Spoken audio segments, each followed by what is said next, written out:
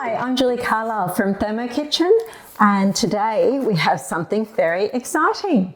We are unboxing the Thermomix TM7. So here it is, the TM7 already in the box, and we are going to see what is inside. Okay.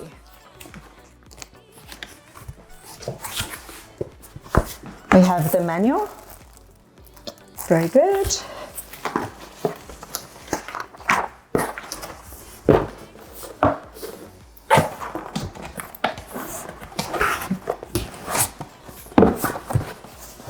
The Varoma.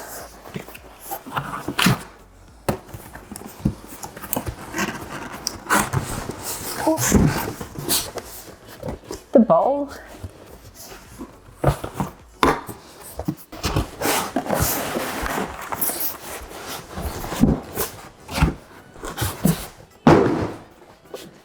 And the base unit.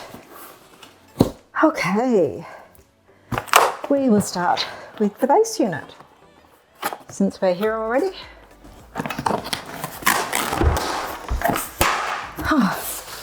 There we go. Okay, one spatula. So this one's a little bit different. We've got a different design. We've still got the little grabby bit for our internal steam basket, but we don't have the hood that we're used to. So that's a bit different. Okay, taking that off. And now we've got the base unit. Wow, it's actually a little bit heavier than I thought it would be.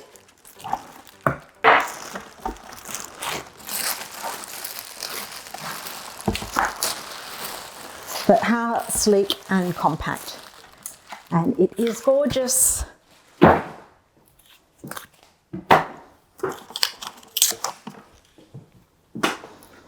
Now I'm going to turn it around because I've seen it before and you haven't. How beautiful is that? It is absolutely gorgeous. Okay, next is our bowl. And when I say it's heavier than I expected, I'm sure it's not. I'm sure it's the same as our TM6, but I'm not used to pulling a TM6 out of the box like that either.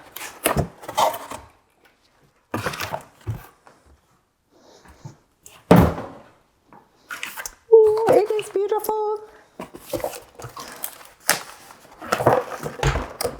Love the packaging. Oh my God, super cute. It's got little eggs and chef hats, bowls, the Varoma. Wonder if you can see that. Sure, you probably can. I know it's not anything to do with the machine, but it is cute just the same.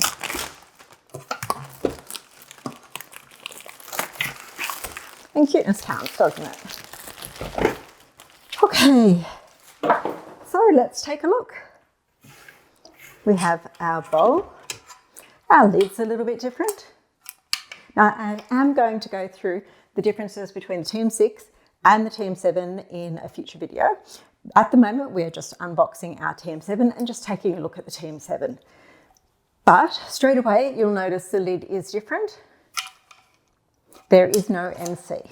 So we do have our vent holes still. So we will be venting, we'll be able to vent in the TM7. We have our butterfly. It's a cute little black butterfly. And we have our internal steam basket. And like I said, the spatula still fits in there to lift up the internal steam basket when we're cooking things. Also, we have a handy little extra feature where we can lift up the internal steam basket like that to open the basket as well. So that's pretty nifty too. Okay, and we have our bowl. Now I'm going to have to get used to doing things backwards on the TM7 as well. So the bowl sits in there like that. And we have our lid that goes on there like that. And then we have our little top. There we go. And now I should plug it in.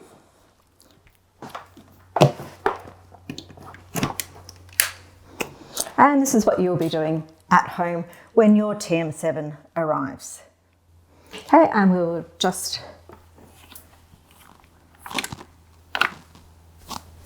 press the little silver button at the front. And now it's going to have a look for its software and get started unpacking its software and getting itself set up.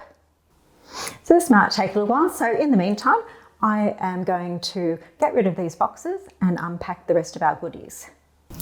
Okay, well, that didn't take very long at all, much quicker than the TM6. So it says now on the screen, start. So I'm going to press the start and it says select your language. So I'm just going to scroll until I find English, Australia. So you'll see English, Australia, New Zealand. We'll just hit that one. And then select your country, Australia. Okay, safety instructions. We're at 3 of 6 and we are going to press next. Now we're going to go through all of the safety instructions for the TM7. So don't use it on a hob. So basically not using it next to your oven. It says that it can catch fire if exposed to an external heat source or obviously an open flame. So next, stop the device when overboiling occurs. Okay, and to stop the device, we press this little silver button at the front there. Can you see that? So just this little silver. Next, do not overfill. Okay, so just like the other Thermomixes, we have a max fill line. So that one's just there. We have a 50 ml, 500 ml, 1 litre, 1.5, 2 litre, and a max fill line. Okay, so don't fill past the max fill line. Okay, lock knife and insulation properly. So we always have to lock our knife into place and our insulation into place properly, and we do that with the lever here. Okay, of course, read all the safety instructions before using your TM7 for the first time. Okay, and now we connect to our Wi-Fi. So I'm just going to take a little break while I connect to my Wi-Fi. Okay, so I am connected to the internet. Now I just want to share something with you. So my router isn't probably the most up-to-date, and it wasn't recognizing the internet, the network, and the password. So an option I had was to hit the WPS button on the router, and the Thermomix would actually look for that signal. And I did that, and it grabbed hold of the signal straight away, and there was a handshake happen, and it found my router, my network, and it did it all itself. So if you do have trouble connecting, there's a button on the router. It says WPS, hit that one, and the machine will find the signal itself. Okay, so now we are going to log into Cookidoo. Okay, scan the QR code with your phone to log in or sign up for Cookidoo. Interesting. I do actually have Cookidoo, of course. So I'm going to scan to log in. I'm doing this backwards. Let's see what happens.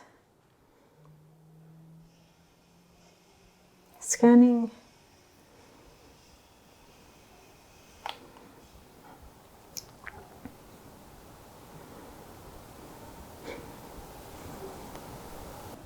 Okay, select screen, home screen. I like daily inspiration. That sounds nice. What other options do we have? Next. I like organising myself with my week, my recipes, tutorials and help, or pre-clean. It's interesting. Or I like having tools handy. And those tools could be scales, pre-clean, steaming, dough, rice cooker, turbo, or egg boil. Probably I like having tools ready because I use manual mode a lot, and manual mode's here. So I'd probably select I like having tools handy because I freestyle a lot, but I know that most people would probably go for I like daily inspiration, because who doesn't need a bit of inspiration when they're trying to work out what's for dinner? So if you wanted that, you could highlight that one. But let's just go next and see what else we've got. Okay, selecting a template. Let's say I selected I like daily inspiration. Super, selected. Oh dear, listen to that music. Okay, and a software update is needed. Okay, we can update now. Yes, it wants to update the software, so we would suggest doing that now. Okay, so I'm going to update and I will see you in just a moment. And there we go, that didn't take very long at all. It does want to go through the safety instructions again, but we did do that. So I'm just going to flick past. They are all the same.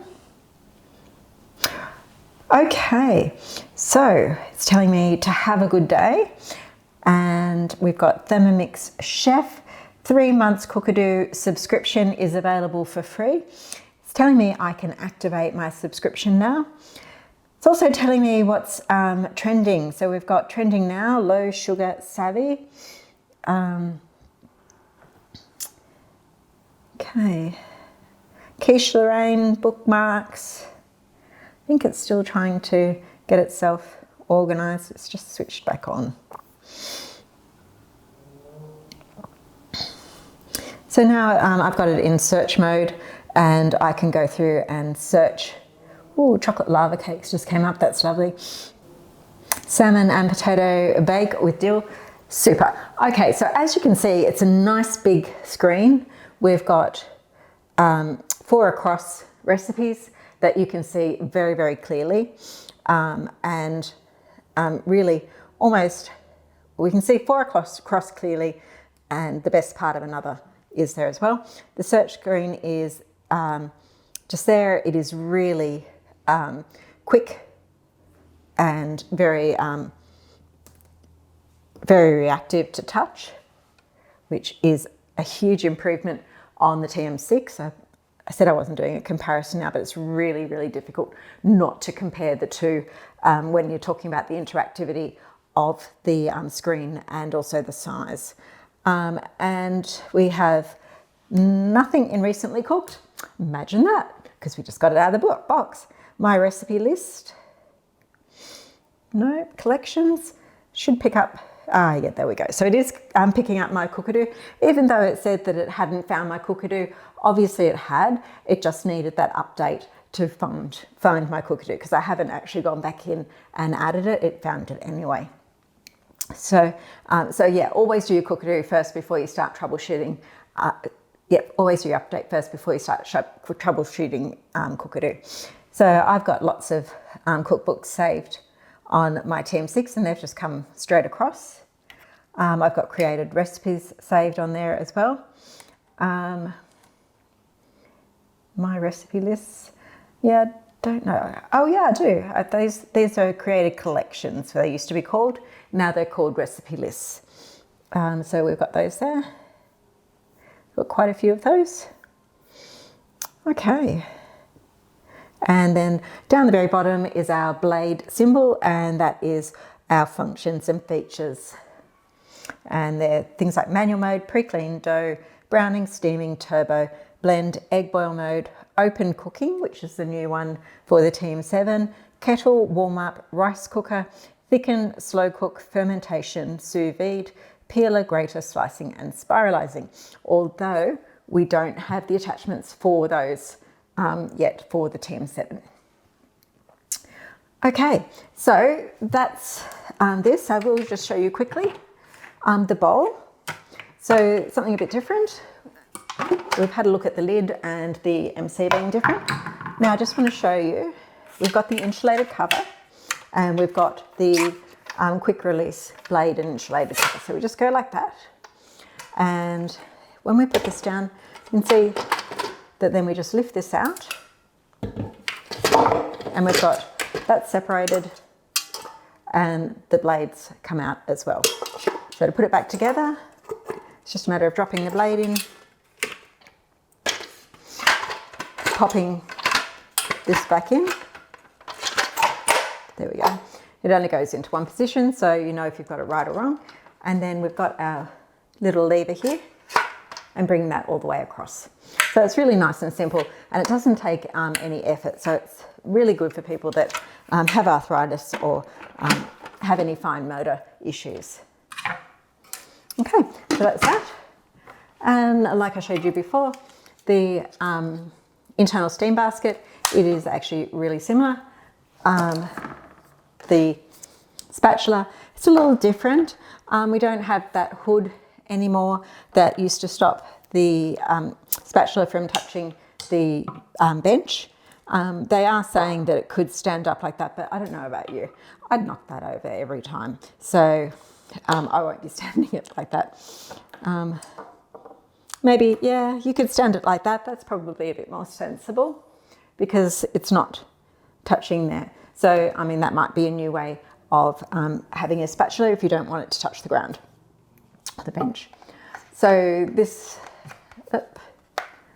goes in here like this, the way it used to lift out our steam basket. And as I showed you before, we've also got the added benefit that now this goes in here to lift out our lid as well. So that's pretty nifty. This is even more flexy than what the TM6 spatula was, so really useful. And it's flexy all the way along here. So I really like this. It's very, very good. Butterfly is pretty much the same. Can't improve on perfect. Okay, and now we have our Varoma. So the Varoma, it is different. It is, I think they said 45% bigger.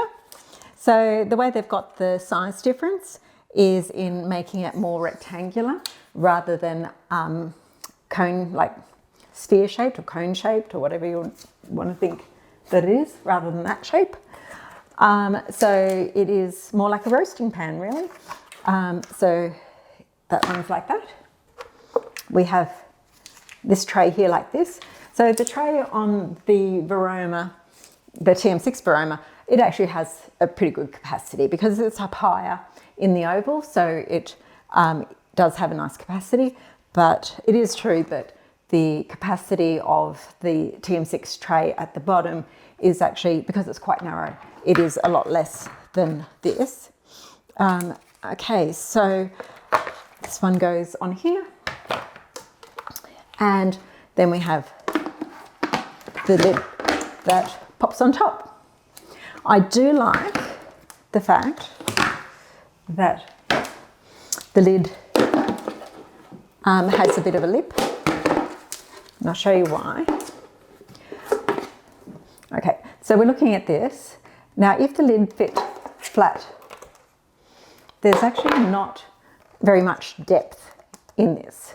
So if we had a lid that fits flat on there, you wouldn't get a very big roast in here. But with that extra inch or 2 centimeters, we can get a bit bigger roast or something like that in the Varoma. So I think that makes it a lot more of a usable space as well. So yeah, not bad. I'll be giving this a whirl and see how we go, because as you might know, I do use my Varoma a lot, and I'm interested to see how this one compares to the other. I still will be using a trivet with my Varoma, because take a look here. We have our circular hole for the steam. Now, if we put something over here, like a big bit of meat, we will lose all steam to the Varoma. Same with every Varoma. It's nothing new. So you really do want to put a trivet here so that you get the meat up off the steam holes so the steam can circulate really well. So definitely go for that trivet when you're using your Varoma. Okay, so I think that's about all that I'm going to do today for unboxing of the TM7. Don't want to overwhelm anybody, but you've seen now that it's really simple to unbox your TM7.